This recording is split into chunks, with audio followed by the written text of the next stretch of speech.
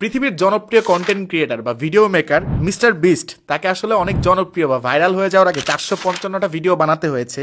আপনি যদি দেখেন ওয়ার্ল্ড ডিজনি, তাকেও কিন্তু 300বার রিজেকশনের শিকার হতে হয়েছে। আমার খুব পছন্দের একজন ডিজিটাল মার্কেটার বা কন্টেন্ট ক্রিয়েটার গ্যারি ভি, তাকেও প্রায় 1000টার মতো ওয়াইন নিয়ে ভিডিও বানাতে হয়েছে। তারপর মানুষজন তাকে নোটিস করা শুরু করেছে।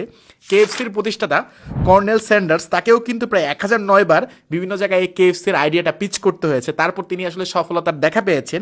আমার খুব পছন্দের একজন রাইটার জে.কে. রাউলিন, তাকেও কিন্তু 12বার রিজেকশনের শিকার হতে হয়েছে। তারপর তিনি আসলে হ্যারি পটারটা পাবলিশ করতে পেরেছেন। অপ্রা উইনফ্রে, অনেক জনপ্রিয় আসলে উপস্থাপক, আমার খুব পছন্দের উপস্থাপক, তাকেও কিন্তু আসলে একজন নিউজ অ্যাঙ্কর হিসেবে বাদ দেওয়া হয়েছিল, অর্থাৎ তাকে সংবাদ উপস্থাপক হিসেবে আসলে নেওয়া হয়নি। বর্তমানে তার আসলে টাকা পয়সা প্রায় 2.8 বিলিয়ন, বা হয়তো বর্তমানে তার চেয়েও বেশি হতে পারে। পৃথিবীর অন্যতম জনপ্রিয় ব্যান্ড দ্য বিটলসকেও কিন্তু 4বার আসলে রিজেকশনের শিকার হতে হয়েছে। অনেক জনপ্রিয় বাস্কেটবল প্লেয়ার মাইকেল জর্ডান, তিনিও কিন্তু তার জীবনে প্রায় 9000টা শট মিস করেছেন।